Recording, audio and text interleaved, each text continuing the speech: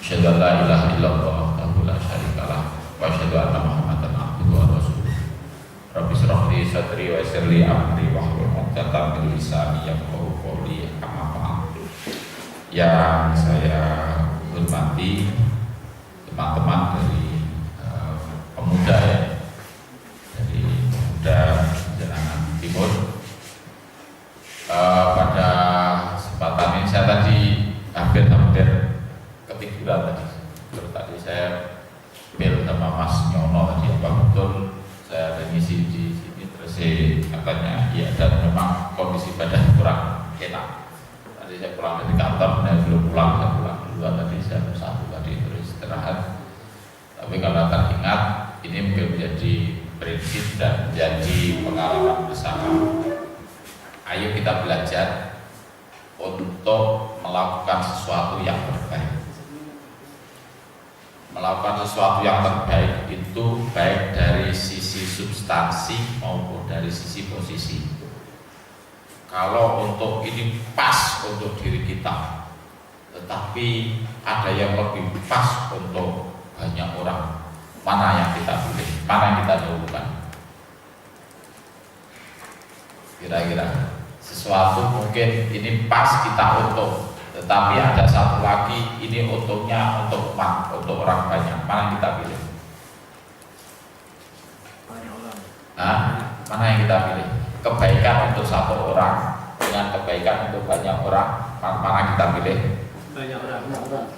Tanamkan betul dan ayo kita berlatih, dan itu bukan gampang, itu bukan masalah yang gampang, dan itu nanti itu bagian dari ikhlas gitu. Maka ikhlas itu tidak cukup di lisan, tidak cukup di ucapan, tetapi ikhlas adalah getaran kesadaran jiwa akan suatu kemaslahatan dan kebaikan, itu namanya ikhlas. Ini menjadi penting, dan perserikatan ini, Muhammadiyah ini juga sama juga akan hidup, akan berkembang. Jadi saya tegaskan, Muhammadiyah nanti akan berkembang, akan bertahan, dan akan terus maju apabila roh, semangat, nilai juang, nilai keikhlasan itu masih tetap ada warga Muhammadiyah. Kalau nilai juang, semangat juang, ketulusan, pengorbanan itu tidak ada pada warga orang Muhammadiyah, tumbuh Muhammadiyah nanti akan seperti kepompong. Jangan diukur karena tingginya gedung, jangan diukur karena majunya organisasi saat ini, jangan diukur karena kayanya aset saat ini. Karena sekali lagi Muhammadiyah itu didirikan bukan karena kumpulan saham, bukan karena kumpulan modal, bukan karena kumpulan orang kaya, dan bukan segala-galanya, tetapi Muhammadiyah itu didirikan oleh manusia-manusia yang memiliki semangat, nilai juang, keikhlasan yang tinggi, ketulusan, pengabdian, dan lain sebagainya. Itu yang harus ada, yang harus kita catat, kita dari seorang yang memiliki nilai juang, nilai ketulusan yang luar biasa. Sekarang dia bisa mempengaruhi banyak orang, dan sampai hari ini sampai mempengaruhi Nusantara, dan bahkan mungkin kita berharap nanti dunia. Sama juga Islam begitu. Islam bukan berasal dari konglomerat. Islam bukan dari dari kalangan borjuis, bukan dari kalangan orang yang hebat. Islam itu datang dibawa oleh seorang yang yatim, yang ummi, miskin lagi. Ya dah, Rasul kita ini loh, ya dah, seorang yatim, miskin, ummi, bukan dari keturunan orang hebat dan lain sebagainya. Tapi Islam bisa berkembang, kenapa? Karena semangat, keikhlasan yang ada dalam jiwa sang Rasul yang membawa Islam itu sendiri, sehingga Islam itu bisa satu orang bisa mempengaruhi banyak orang. Jadi Muhammadiyah pun juga sama, dan itu sunatullah. Oleh karena itu, ayo kita selalu belajar bersama. Kalau sudah orang muda ini, maka sebenarnya ini perlu adanya sebuah pembelajaran bersama. Ketua muda cabangnya siapa? Mas Abu. Coba dengan dilatih nanti bersama-sama. Perakitan hanya 5 orang, datanya nggak apa-apa, berlatih sama-sama menulis. Ambil satu kertas, tulis nama siapa yang telah menyatakan sebagai pemuda Jenangan Timur, sebenarnya pemuda Muhammadiyah Jenangan Timur periode ini, menuliskan apa toh tujuan, apa motivasi, apa ya keinginan maksud di Muhammadiyah atau di pemuda itu. Tulis. Ketika orang menulis, saya yakin karena menulis dalam kondisi sadar, terkontrol, saya yakin nulisnya akan ideal betul. Tetapi justru dari situ nanti itu untuk pelajaran, untuk mengingat suatu saat kita lupa apa motif kita ke Muhammadiyah, apa motif kita masuk di Muhammadiyah. Itu saya kira belum kita lakukan, sehingga di tengah perjalanan banyak warga kita, lah kan. Ketika ada posisi oke, kalau nggak ada posisi sudah. Kalau ada kehidupan, tanda-tanda kehidupan, oke. Nggak ada tanda-tanda kehidupan, nyari kehidupan yang mestinya tidak salah mencari kehidupan yang lain, itu tidak salah. Memang mestinya jangan mencari kehidupan di Muhammadiyah. Justru kita menghidupi Muhammadiyah. Nah, ini mungkin belum pernah kita lakukan, bukan apa-apa. Ini merupakan konsep pembelajaran bersama. Kita tidak ada yang mengaku saya yang paling hebat, ketuanya paling hebat. Tidak, semua untuk saling mengingatkan. Termasuk orang di Muhammadiyah, berjuang di Muhammadiyah itu jangan hanya ketika menjadi dalam struktur, jangan hanya ketika di struktur berjuang. Konon lebih tidak enak lagi, sudah di struktur pun juga tidak bergerak, hanya untuk kurikulum vitae, untuk kelengkapan. Oh, jadi pengurus pemuda, jadi pengurus Muhammadiyah, awal pelantikan dan akhir nanti juga. Itu bukan hal yang baru, ya Pak Nurdin ya. Biasa itu, bukan hal yang aneh, itu biasa kalau ada seperti itu. Dan sampai hari ini pun bukan, jangan-jangan semakin hari semakin parah. Semakin parah. Betul akan ada orang yang didaulat, yang menyatakan dirinya siap, dilantik. Biasanya sebelum pelantikan sudah dikasih baju duluan, belum bekerja sudah dikasih baju. Nah, apa kita rubah Pak Nurdin? Ya bajunya nanti dikasih, mereka betul yang berubah sampai akhir itu baru dikasih baju Muhammadiyah gitu. Ini sebelum kerja sudah dikasih baju, belum dilantik sudah dikasih baju. Nah, jangan-jangan baju ini disalahgunakan. Jika nanti kurang, nggak tahu saya, ini loh, nggak tahu ini pengurus Muhammadiyah, ini loh seragamnya, ini loh bajunya. Nah, jangan-jangan gitu. Dirubah lagi. Seragamnya itu akhir setelah sebagai ucapan terima kasih, sebagai tanda lah gitu. Nah ini kan adalah telah mengabdi di perserikatan dalam waktu 5 tahun ini atau dirubah. Nah ini menjadi penting untuk menyatukan kita bersama. Saya katakan sekali lagi bahwa fakta membuktikan Muhammadiyah ini didirikan atas modal jiwa yang besar, bukan materi yang besar, bukan aset yang besar, bukan saham yang besar. Tetapi jangan lupa, bukan berarti Muhammadiyah tidak butuh aset, bukan Muhammadiyah tidak butuhkan modal, butuh dakwah itu butuh modal. Tanpa modal kita tidak bisa bergerak apa-apa. Bahkan tanpa modal kita mengajak orang pun juga mungkin tidak dipercaya. Ada orang miskin ngajak orang kaya, saya kira nggak percaya itu. Ayo kaya seperti, ayo kita kaya, nggak percaya. Termasuk ada orang miskin ngajak orang zuhud, nggak percaya juga itu. Bagaimana dia mengajak orang zuhud? karena kesulitan dia, jangan-jangan bukan karena zuhud, karena memang terpaksa miskin. Coba, ayo kita zuhud, kita tinggalkan, ya toh. Kalau Anda betul, Anda punya punya rumah bagus, ya toh, puasa ini itikaf di masjid, itu orang kan percaya, oh ya rumahnya bagus, ditinggal, itu baru percaya. Tapi karena memang kalau tiap hari memang kelasnya tadi masjid terus ngajar zuhud, itikaf di masjid, ya memang nggak punya rumah kan, itu bukan masalah zuhud gitu. Nah, saya katakan modal bukan nggak penting, tetapi apapun yang berbentuk materi di Muhammadiyah harus dibangun di atas jiwa yang kokoh, jiwa keikhlasan, jiwa perjuangan, gitu, dan lain sebagainya. Orang ikhlas itu, sekali lagi, ikhlas itu tidak bisa didefinisikan dengan kata-kata, dan Anda juga jangan terkecoh.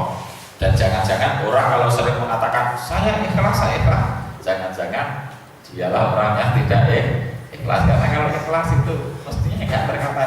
Begitu kita melakukan sesuatu terus kita mengatakan saya ikhlas, apalagi ada sebab, itu mereduksi, mengurangi, menggerogoti, yakin sudah mengurangi rasa keikhlasan. Maka kalau ikhlas nggak usah dibilang.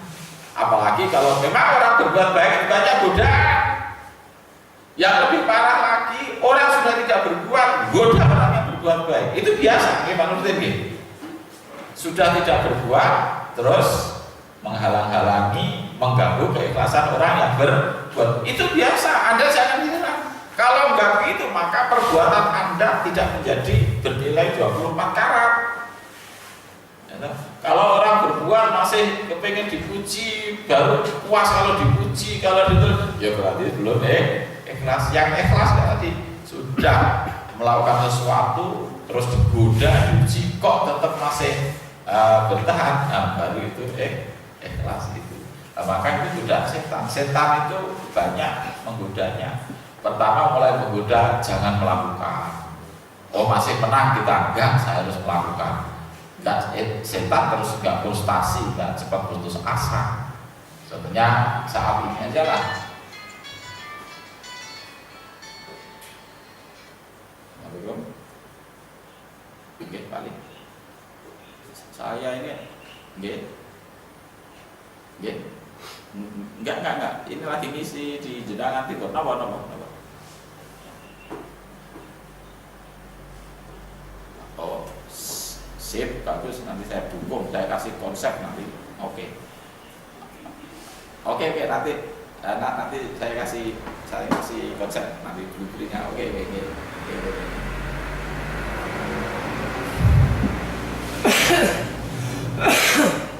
Oke, saya lanjutkan. Jadi setan itu tidak berhenti untuk menggoda. Pertama orang yang berbuat itu digoda, jangan berbuat. Ketika langkah pertama dia kalah, tidak langsung frustasi seperti kita, langsung balik kanan, tidak. Dia tetap akan mengikuti, akan buntuti, bahkan akan nyandingi. Ya berbuat nggak apa-apa, tapi mosok sampai berbuat kok terus nggak diucapkan terima kasih, kebangetan orang itu. Nah, terus saja dia sampai nanti, ya itu tadi. Walhasil yang namanya godaan setan tetap nggak ada. Setan itu sukses 90% nggak ada. Kesuksesan setan selalu 100%. Meskipun Anda berbuat, jangan-jangan perbuatan kita tidak memiliki nilai apa karena tadi digerogoti oleh sikap ria, yaitu masih kepingin catat dan lain sebagainya. Termasuk yang tadi saya bilang, kita berbuat kebaikan karena ketika menjadi pengurus dan sehingga kadang-kadang ada ini ironis ya kan? Ironisnya itu gini. Jadi seandainya tidak ditaruh di pengurus, lebih kacau lagi. Oh, saya sudah tidak dianggap orang Muhammadiyah, tapi ditaruh di pengurus juga tidak bergerak dan tidak ditaruh juga lebih parah lagi gitu. Jadi setan itu goda selalu 100%, nggak ada yang tanggung. Pokoknya manusia harus tunduk takluk pada godaannya. Oke, jadi ini saya ingatkan, ayo oleh karena itu dalam berbuat keikhlasan itu salah satu indikatornya, tanda-tandanya adalah tidak peduli dengan apapun lingkungan kecuali hanya tujuan yang mulia, tujuan yang suci, yaitu mencari ridho ilahi. Termasuk kegiatan seperti ini. Kalau dilihat dari matematika sosial, ya saya datang dari Ponorogo, masuk misi cuma bangku banyak yang kosong daripada yang itu. Tapi justru saya sadar, maka ketika ada masyarakat, ada warga dari ranting, dari apapun undang saya, terus datangnya telat, terus hanya datang berapa orang, terus mepet-mepet Pak, ngapunten, seolah-olah saya diremehkan, saya takut saya tersinggung. Justru saya lebih awal sadar, gara-gara kondisi inilah maka kehadiran saya itu perlu. Kalau memang sudah maju, ya untuk apa? Enggak perlu. Maka minta maaf, saya bulan puasa ini di Ponorogo itu saya enggak itu. Sampai di masjid tempat saya sendiri itu kecuali enggak jadwalnya, saya enggak sholat di situ, karena kalau sholat di situ mesti saya disuruh misi itu. Nah, saya keliling di malam, saya di masjid ini Pak Dokter, masjid Santing Ratusan, masjid Jenangan itu. Oke. Kemarinnya di Klepu, maghribnya di Klepu, isaknya di Ngadirojo. Kemarinnya maghribnya di Bausan Kidul, terus isaknya di Merayun Sambi Riko, gitu. Sengaja saya memang mereka itu butuh support. Kalau di kota sudah enggak terlalu. Maka ketika di sini saya datang, insya Allah saya tidak kecewakan. Justru saya sadar. Dan ini justru tanggung jawab. Sehingga saya kalau datang ke tempat-tempat atau musola kecil ada di daerah mana itu, saya sampai dirangkul. Ya Allah, seumur-umur Muhammadiyah berdiri tahun 60 sekian atau awal 70, baru kali ini cabangnya bisa dihitung tangan ya. Baru kali ini orang PDM, orang daerah datang. Coba bayangkan kayak gitu. Tapi maaf, insya Allah itu bukan untuk menjadikan saya riak, tetapi justru semakin sadar, ya Allah, tanggung jawab dan tugas kita sebagai pengurus perserikatan itu semakin berat dan semakin sadar. Maka anda nanti, saya berharap nanti 2015 nanti, saya berharap nanti beranikan diri, tentunya belajar ya, untuk mengabdikan di Barsari. Saya sudah sadar bagaimana orang tua mau ke Bausan Kidul sana, mau daerah Sambi Ngerayu sana, sama tahu mobil itu parkir 3 kilo sebelum tempat, gitu. Terus itu pakai sepeda motor ada masih setengah kilo itu nggak bisa, sepeda motor nggak kuat, harus jalan kaki karena hujan. Coba bayangkan, dan kalau orang tua kan yo wajar nggak bisa, maka orang muda ini kita harus berlatih gitu ya. Oke, jadi itu sehingga saya berharap perserikatan di sini mulai dari BCM-nya, rantainya, pemuda dalam kondisi apapun jangan sampai muncul kekecewaan sehingga frustasi atau putus asa. Kalau kita frustasi, putus asa, itu tanda-tanda berarti dalam diri kita masih belum tulus, belum murni, berarti masih ada bau-bau riya. Saya kalau sudah Pak pemuda ini 5 orang pun saya datang dan akan saya sampaikan. Ya dong. Justru saya sadar dalam kondisi ini memang yang perlu. Kalau yang sudah maju ya sudah tidak usah perlu disupport. Nah ini, saya berharap untuk Al-Quran surat Al-Baqarah, saya lupa ayatnya sekitar 200-an berapa gitu, saya lupa ini. Ketika mengisahkan pertarungan antara Talut dan Jalut,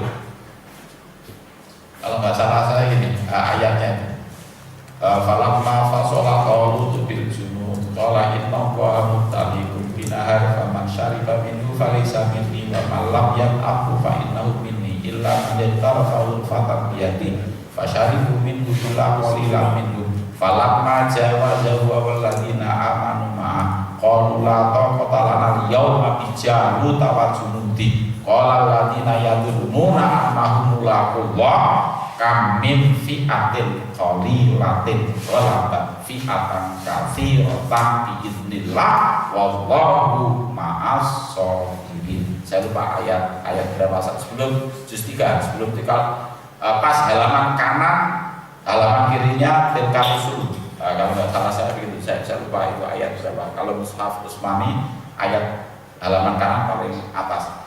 Jadi menghafal Quran itu berbasis halaman. Jadi kita mengingat itu kalau urut itu kan harus bisa kita mengenal ini halaman ini ayat ini awal ini meskipun ada nomornya susah untuk tapi setidaknya. Nah di situ Al-Quran berikan syarat kami fi'atin, jangan kamu remehkan betapa banyak ada kelompok yang kecil mampu mengalahkan kelompok yang besar.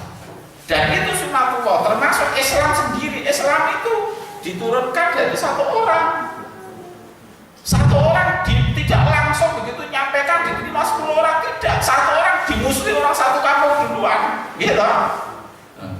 Satu orang tidak langsung terus diterima oleh orang satu kampung, satu orang dimusuhi oleh orang bukan orang kampung, suku, semua suku bersatu untuk menghadang Muhammad saat itu. Sampai apa itu namanya Bani Abbas, keturunan Nabi yang berasal dari ya itu sampai diboikot itu oleh suku-suku Arab saat itu, diembargo saat itu oleh suku-suku Arab saat itu. So apa yang terjadi?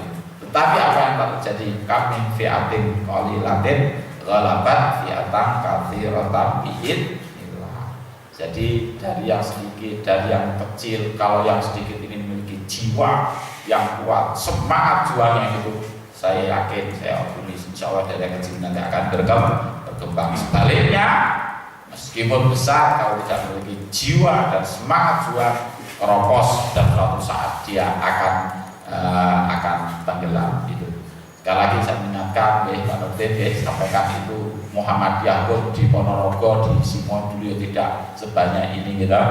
Kenapa saya sampaikan ini? Karena saya sering mendapatkan keluhan, Pak, kita di sana minoritas. Itu keluhan yang tak berdasar dan tidak boleh, karena dalam berjuang tidak mengenal minoritas dan mayor. Dan apakah kalau sudah mayoritas terus kita tidur? Kan gitu betul.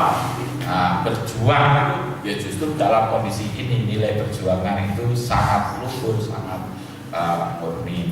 Oke, jadi itu saya berharap baik yang yang pemudanya, yang FA-nya, ayo kita semuanya bersiap-siap, karena di tangan atau di pundak ada nanti estafet orang tua itu akan dilimpahkan. Jelas nggak mungkin orang tua akan berjalan terus, suatu saat akan menyerahkan estafet perjuangan kepada kader generasi muda. Oleh karena itu, ayo kita berbenah diri, ayo kita membekali diri kita sehingga suatu saat nanti jika datang waktunya Anda semuanya siap untuk menjalankan, untuk melangsungkan perjuangan persyarikatan, melangsungkan perjuangan Islam ini lagi kalimatillah ini.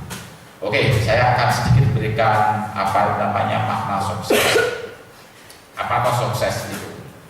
Jadi sukses itu kemampuan menikmati hidup dengan selengkap-lengkapnya karena mengetahui cara untuk mendapatkan, untuk menjadi dan melakukan semua yang diinginkan. Itu sukses. Jadi sukses itu bukan hasil, apalagi berbentuk materi, tetapi sukses itu lebih awal adalah suatu proses. Dalam perjuangan tidak ada kata kalah. Dalam perjuangan sebenarnya tidak ada kata gagal. Nah, tolong disadari, perjuangan tidak ada kata kalah dan tidak ada kata gagal. Orang berjuang selalu menang. Orang berjuang selalu untung. Tidak ada orang berjuang itu kan. Orang berbuat tidak ada rugi. Saya kepingin menanamkan doktrin ini. Orang berbuat tidak ada rugi. Yang rugi itu yang tidak melakukan sesuatu. Sampai ini saya kasih teori sosialnya gitu. Katakan berdagang, asal dagangnya adalah dagang versi Islam, ya. Dagang yang rugi itu dagang versi kapitalis. Betul, kalau kapitalis maka ada yang rugi, bahkan semuanya rugi. Tetapi kalau dagang itu disebut dengan tijaratan di dalam Al-Quran.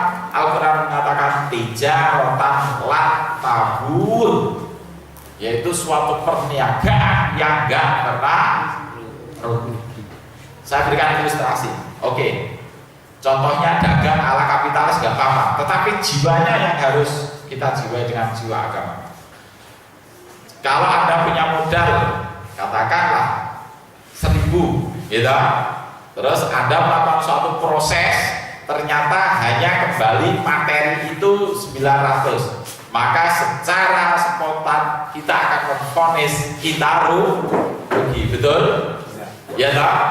Itu yang sebenarnya tidak boleh. Kalau memang Anda katakan dagangan Anda dalam tijar atau tabur ala Islam, sekali lagi orang bekerja, orang berbuat itu tidak ada rugi. Rugi itu adalah pikiran kapitalistik, pikiran materialistik yang segala sesuatunya diukur berupa materi. Kalau berupa materi betul. Ini ada kapal ya. Kalau berupa materi betul, ada 2 dikurangi 1, 2 dikurangi 1, tinggal 1, berarti kurang menyusun. Kalau Al-Quran tidak begitu. Al-Baqarah ayat 1 ayat 2 itu buka 2 halaman lagi. Masalul ladzina yunfiquna amwalahum fi sabilillah kamathali habbatin ambatat sama sanabil fi kulli sumbulatin mi'atu habbah.